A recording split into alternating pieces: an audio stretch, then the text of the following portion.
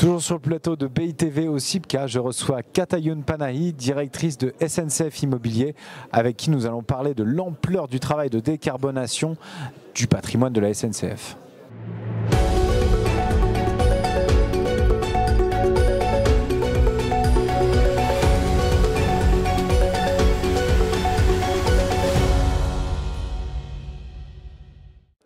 Katayoun, bonjour. Bonjour et merci de votre invitation. C'est un plaisir de vous recevoir sur ce plateau. La SNCF est à la tête d'un patrimoine assez conséquent. Vous pourrez d'ailleurs nous en donner quelques chiffres, je crois que c'est assez vertigineux. Quelle est l'ampleur en fait, de ce travail de décarbonation ? Alors effectivement, le foncier de la SNCF est très étendu, assez colossal. C'est à peu près 30 000 hectares de foncier, 8 millions de mètres carrés de bâtiments, à peu près un peu plus de 25 000 bâtiments répartis sur l'ensemble du territoire avec une surface moyenne de 500 mètres carrés à peu près par bâtiment. 70 ans à peu près de moyenne d'âge, donc je vous laisse imaginer l'ampleur effectivement de la décarbonation des passoires énergétiques pour la plupart. Deuxième propriétaire foncier de France après l'État. Donc on a beaucoup de travail en matière effectivement de décarbonation et en même temps ça nous confère une véritable responsabilité environnementale. D'accord. Comment est-ce que vous avez organisé ce travail de décarbonation ? Alors nous essayons d'agir à travers 4 leviers. Essentiellement. Donc, un premier levier qui est la sobriété, évidemment, en essayant d'agir sur le comportement des utilisateurs de nos bâtiments, mais aussi sur les équipements techniques de gestion du bâtiment. On s'est aperçu, par exemple, à l'occasion du dernier plan de sobriété l'hiver dernier, que pour réduire la température ou pour limiter, donc pour définir la température dans nos sièges à Saint-Denis, sur 300 000 mètres carrés quand même de bureaux, il fallait intervenir sur 700 boîtiers parce qu'il n'y avait pas de commande centralisée. Donc ça montre effectivement qu'on peut agir en matière de sobriété aussi sur les équipements. Deuxième levier, c'est l'efficacité énergétique à travers évidemment tous les travaux de rénovation, l'isolation thermique. Alors c'est vraiment aussi on joue sur l'albédo, ça permet de réduire de 5 ou 6 degrés la température en été. Le relamping, là on a l'exemple de notre technicentre de Nevers où on a changé 1640 lampes à sodium, ampoules sodium en LED, ce qui nous a permis quand même de réduire de plus de moitié la facture. La quantité de watts qu'il devait y avoir là-dedans. C'est ça nous a permis d'économiser 56 tonnes de CO2 et ça nous a permis de réduire la facture énergétique de plus de moitié.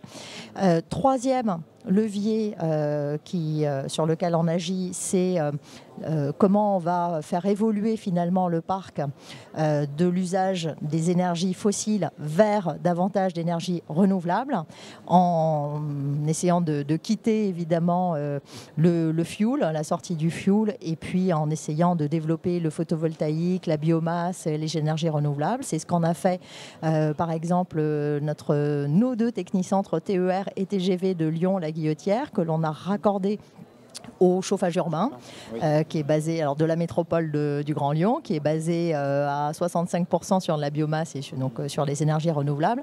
Et là aussi, ça nous a permis d'éviter 700 tonnes de CO2.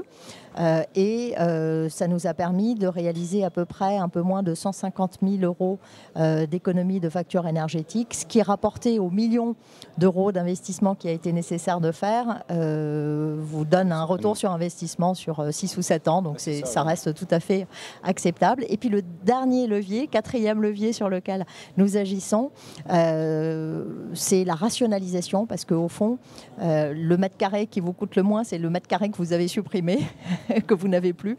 Et donc on essaye de rationaliser notre parc avec notamment des schémas directeurs tertiaires qui vont permettre de réduire notre empreinte tertiaire de 30% sur 10 ans. Et puis une rationalisation aussi qui permet de réutiliser l'existant, comme ce que nous avons fait par exemple à Sotteville-lès-Rouen, où on avait un ancien atelier de maintenance qui accueillait les premières locomotives à vapeur inventées par l'ingénieur William Buddicom, et évidemment qui n'est plus en service, et on a réutilisé cet ancien patrimoine industriel pour y regrouper des bureaux des locaux, on l'a transformé en locaux tertiaires. Et donc on a regroupé des équipes du groupe SNCF qui étaient réparties sur plus d'une trentaine de sites, sur 37 sites. On les a regroupés sur 3 bâtiments, là aussi avec une réduction de la facture énergétique à la clé et en plus une amélioration du cadre de vie de nos utilisateurs, de nos salariés. D'accord, vous agissez aussi également sur les espaces urbains, notamment sur différents fonciers ferroviaires, comme vous l'avez dit, qui sont parfois fatigués ou parfois en cours de désindustrialisation. Ça fait partie de la rationalisation de ces mètres carrés. Quelle est la feuille de route en cette matière ?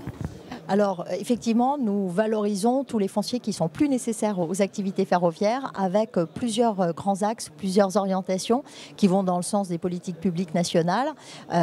Quand on a des fonciers qui sont en zone rurale, en général, on essaye d'en profiter pour réaliser des opérations de réindustrialisation. C'est par exemple ce qu'on fait dans notre rotonde de Mont à Charleville-Mézières, où on va accueillir les ateliers Vendœuvre qui réalisent des équipements lourds dans l'industrie nucléaire.